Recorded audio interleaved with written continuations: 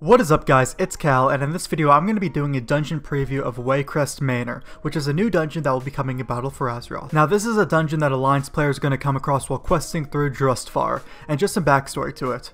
Gorak Tol, who is the king of the Drust are an ancient race that were defeated by humans that settled on Kulturos, but when they were defeated, their spirits still lived on and lingered through the forest, waiting to return. And now Gorak Tol taught Lady Waycrest Just magic, and returned for her to bring him back to life. Now Drustvar as a whole covers the lore behind Just magic, like Lady Waycrest kidnapping villagers and then corrupting them for her own gain. So your goal through the dungeon is to go through and kill things like every other dungeon. Now just like the rest of my dungeon guide videos, I'm going to speed up the footage so it's not like a 30-minute long video. Then when the boss fights come, I'll be explaining them more in depth. So let's get started.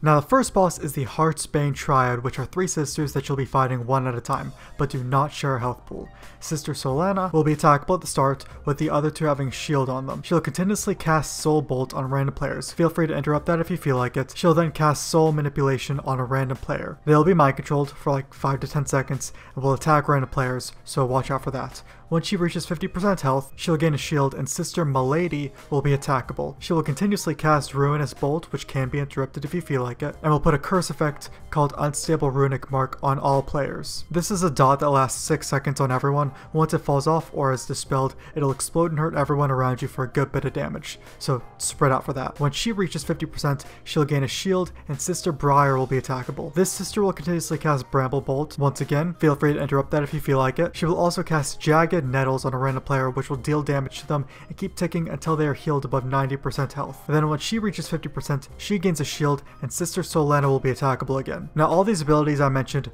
all sisters will be casting them through the fight, whether they're invulnerable or not. Now one other ability, when a sister is empowered, meaning that she is attackable, she will gain a focusing hours, which will increase her energy bar by 2 every second. Then this bar will pause of course once they reach 50% and gain the invulnerability shield, at which point it goes to another sister. Once this bar reaches 100, she'll just release a burst of damage that hurts everyone for a moderate amount of damage. And that's really the whole fight.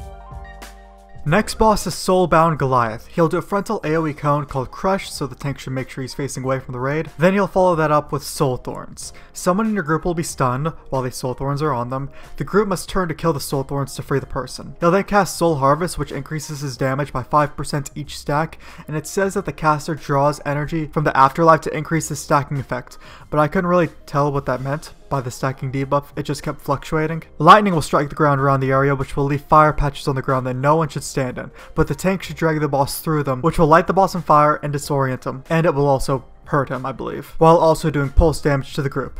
And that's really the whole fight.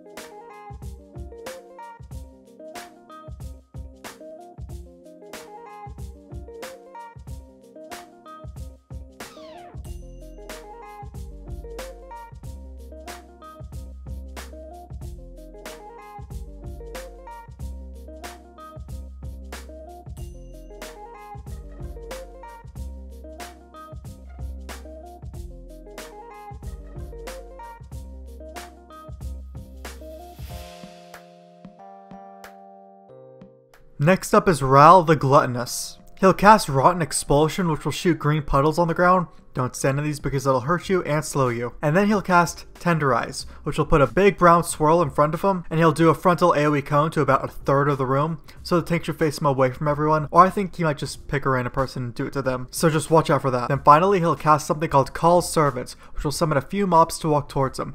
DPS should switch and kill these because if they reach him, it increases his damage done by 5%. And that's the whole fight.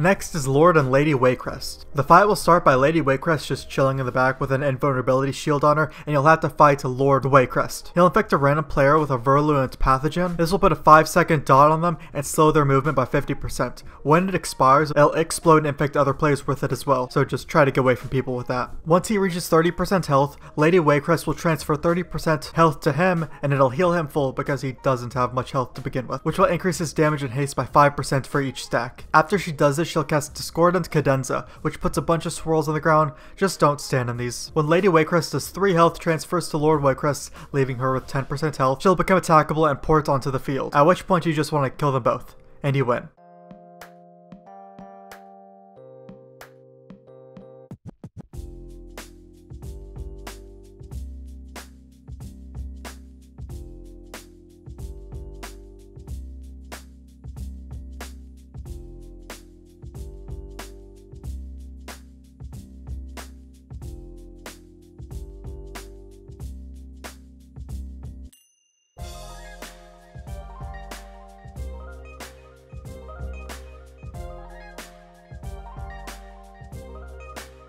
The final boss is Gorak Tol, which will cast Darkened Lightning, which will hit one player then jump around. It is interruptible, so try and do that. Then he'll summon a Death Touch Slaver to fight with him. It's a pretty standard mob, just kill with the boss. Now once he reaches 100 energy, he'll cast Dread Essence, which will do an AoE to the entire group, and will also resurrect all dead Death Touch Slavers. And that's pretty much the entire fight on normal. The Dungeon Journal did say some other things, like something about a Grim Portal, or even an alchemical fire, but we never witnessed that during the fight, so it may not be implemented yet, or we just DPS'd him down fast enough to not see it. But anyways guys, that is the dungeon preview for Waycrest Manor, which is coming in battle for Azeroth. It is kind of a maze of a mansion, like I believe some of the bosses you don't have to do in a particular order. But if you guys have any thoughts, you can leave in the comments below. If you like the video, you can leave a like on it, sub to the channel for more videos like this, and I'll see you guys in the next video.